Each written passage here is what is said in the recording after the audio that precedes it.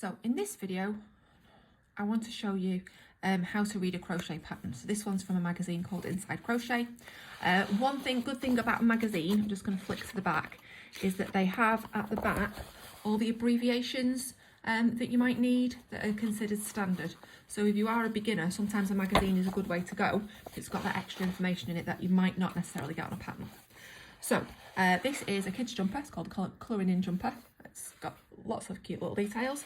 So the first thing it tells you are your materials. So this is done in double knit. Specifically, it says Style Craft Special, but we can substitute. It tells me that comes as a 100-gram ball, which has 295 metres or 322 yards. So we are swapping for a different yarn. We need to think about that information there. It then has yarns A through to I. So that's because we've got the different colours in there. So each yarn is just allocated a letter. Parchment is the one that we use the most, that's why it's yarn A, and it tells me how many balls I need. The bits in brackets are dependent on the size. I'll show you the size chart in a minute. The other colours, we only need one ball because it is just for those edging details. I need 2 different hooks, some stitch markers and a yarn needle for sewing in ends at the end. It talks here about alternatives, so you can use any double knit, weight, acrylic or acrylic wool blend. It gives you one alternative there. Like I say, the thing to make sure is that you get enough yardage or meterage of whatever yarn you replace it with. It's also really important if you sub in that you check that your tension is right. So our tension, we always work a little gauge swatch. So this says work 20 half trebles and 16 rows, and that should measure 12 by 12 centimetres or 4.5 by 4.5 inches before blocking. So just when you've made it, if you're using the 4.5mm hook.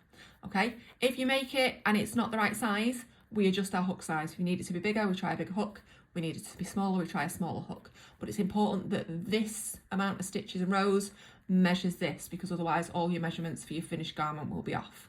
And obviously if we're swapping for a different yarn, this is a good way of making sure that we're going to still get the right product at the end. Okay, it tells you a little bit about the designer. There's a little bit here for special stitches, so this is just something that might not be normal or common is probably a better word there. So this is an increase of 3, where we're going to work 3 half trebles into the next stitch, place a marker in the second one of those, and then work increase 3 on the next row into the marked stitch. So it's giving us information for the row above as well. A little bit about the pattern. It tells us that we're going to go top down in one piece, join in and turn at the end of the row.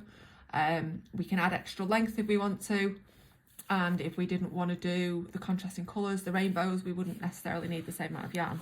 So before I move on to the next bit, I want to show you the size chart, which is on the next page for this one. So this is a children's jumper, sadly. I would love to wear this. I do like a bit of rainbow. So it tells you the size, the age that you're making there. Obviously, if you're making for a 3-year-old, measure them and see which one they're closest to, but you'd probably make up, and we all know kids will grow into it. So that's the actual chest measurement in centimetres and inches, how long the sleeves are going to be, and how long the length is going to be. So once you know which size you're making, you can go back and get the right number of balls, and then you know which instructions you're following in the pattern. So the pattern starts with the yoke here. Okay, so it tells us to be using our 4.5mm hook, our yarn A, so that's our parchment, the main colour that you're going to do it. And obviously you can do it in any colour you want, you don't have to follow a pattern. And obviously depending on whether you're making the 2, the 4 or the 6-year-old determines what your starting chain is.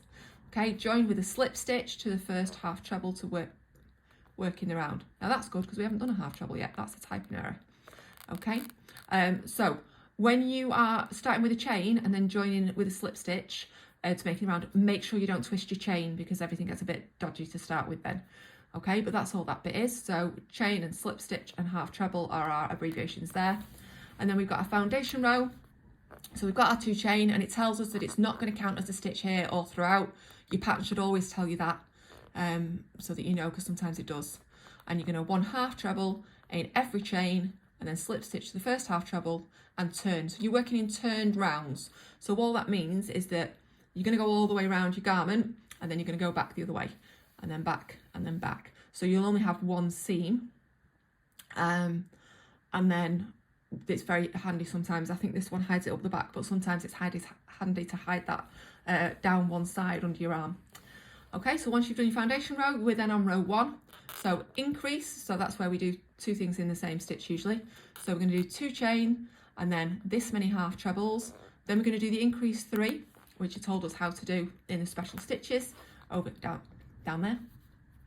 And then remembering your marker, then you're going to do some more half trebles and another increase, some more half trebles and another increase, and some more half trebles, and then slip stitch to the first one. Okay, so this increase here is just telling us that this is an increased row. It's not actually an instruction. All right, it's just telling you that this row is going to have increases on it, and we did.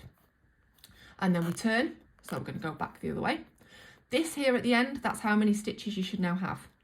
Okay, not including your turning chain because that's not counting. Row 2, again, is an increased row. So we do our turning chain and then some half trebles, your increase, your half trebles, your increase, your half trebles, your increase, and so on. Okay, slip stitching again at the end. And that's basically how patterns are written. Okay, so this keeps going. Eventually, we get to a bit that'll tell you to fasten off.